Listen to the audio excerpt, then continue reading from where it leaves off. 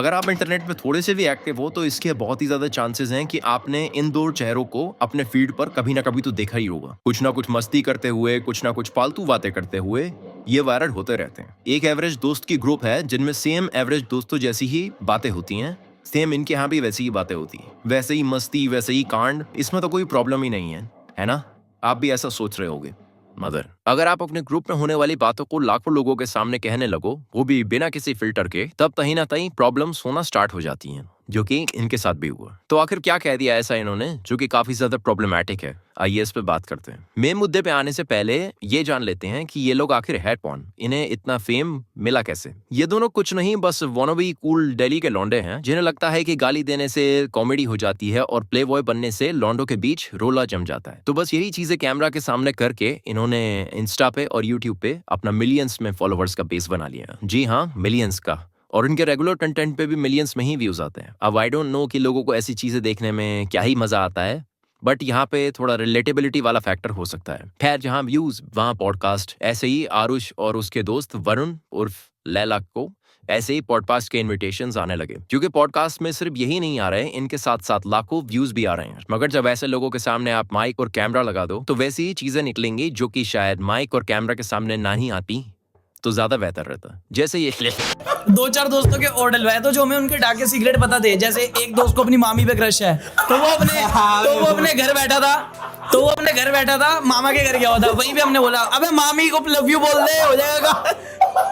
उसकी मम्मी कहती, बेटा क्या बोल रहे हैं? कह रहे मम्मी वेप मांग रहे हैं। इमेजिन आप इस चीज को ऑन कैमरा पे कह रहे हो और वो भी एक पॉडकास्ट में। मैं यहाँ पे दोनों की गलती निकालूंगा, एक तो गेस्ट और दूसरा होस्ट की। मगर सबसे पहले यहाँ पे बात गेस्ट की करते हैं। एक बच्चे को भी पता होता है कि उसे कब कहाँ क्या बोलना चाहिए, मगर सिर्फ तब जब उसके घर में उसे अच्छे मैनर्स सिखाए गए। इस क्लिप को देखने के बाद मुझे तो नहीं लगता कि इनके घर वालों ने इन्हें ऐसे कुछ मैनर्स सिखाए हैं। आप ऑन कैमरा इतना फ्री नहीं हो सकते कि आप एक बिलो द बेल्ट चीप घटिया बात को इतने आराम से कह सको। मुझे नहीं समझ में आता कि इनके इतने फैंस कैसे हैं, या फिर मेरी ही सोच कुछ पुराने जमाने की हो गई है कि मुझे इन बातों पर हंसी नहीं आती और मुझे ये सब बातें खराब लगती हैं। एक ऐसी जनरेशन में जहाँ पढ़ने लोगों के माइंड को इतनी बुरी तरह अफेक्ट किया है, वहाँ ऐसी बातें लोगों को काफी नेगेटिवली इंपैक्ट कर सकती हैं। क्योंकि जब रिस्पेक्ट की बाउंड्री एक बार टूट जाती है ना, तब उसकी कोई लिमिट नहीं रहती। लोग पहले मामी को नॉर्मलाइज करेंगे, फिर चाची को, फिर सिस्टर को, फिर आने वाले टाइम में क्या पता माँ को भी नॉर्मलाइज ना करने लगे। ये बात बहुत हार्श है, बट कहीं ना कहीं सच है। क्योंकि इमेजिन करो एक ऐसा लड़का जिसके दिमाग में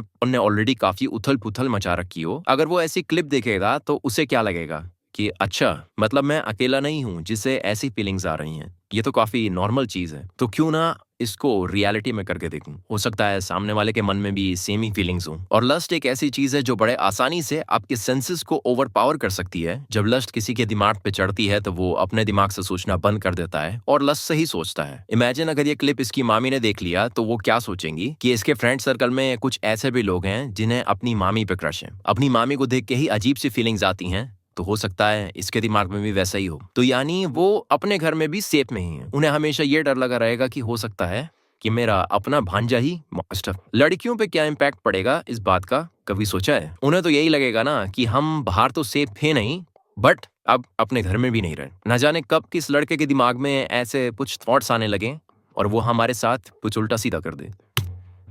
ये कोई पहली बार नहीं है जब आरुष और लैला ने इतनी घटिया चीज एक पॉडकास्ट पे कही हो। सेम चैनल पे काफी टाइम पहले इनके साथ एक और पॉडकास्ट आया था जिसमें इन्होंने एक और घटिया बात कही थी।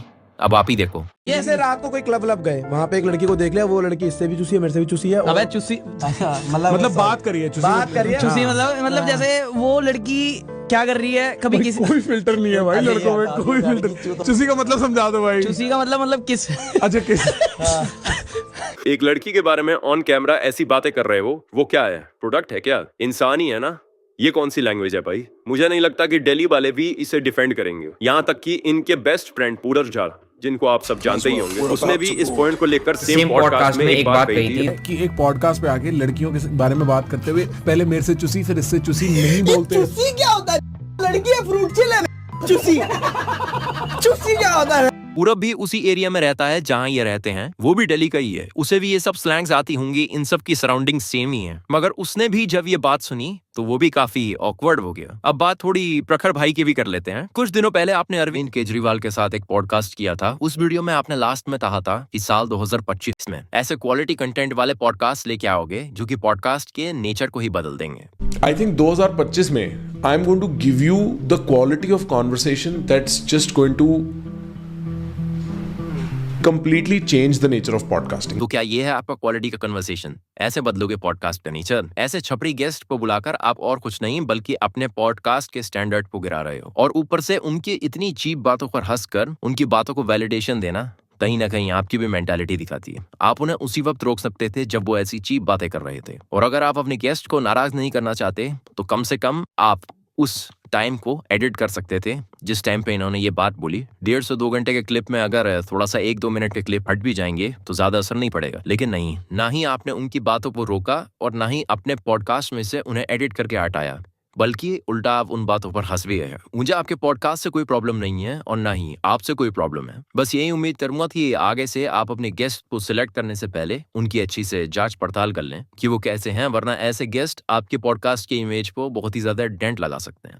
जाते जाते मैं बस इतना ही कहना चाहूंगा कि जब आज के टाइम में इंटरनेट इतना सस्ता है, उस वक्त आप अनजाने में किसी ऐसे छपरी को हद से ज्यादा फेम ना दे दें जिससे आगे चलकर नुकसान आपका ही हो। और पॉडकास्ट वालों से भी एक बात कहना चाहूंगा कि आप अपना स्टैंडर्ड मेंटेन करो प्लीज। किसी भी एरे गहरे छपरियों को बुलाकर उनका पॉडकास्ट लेना प्लीज बंद करो। I hope you like this video and my perspective of seeing things. अगर वीडियो पसंद आई है तो please do like and subscribe to this channel. मिलूंगा आपसे नेक्स्ट वीडियो में, तब तक के लिए आपका अपना एब्सोल्यूट पीस। अच्छा लैला, एक बात बता, एक लड़का लड़की कभी दोस्त हो सकते हैं? हो सकते हैं, हो सकते हैं, हो सकते हैं, अगर लड़की सुंदर नहीं है। हाँ हो सकता है, लड़की सुंदर नहीं है तो।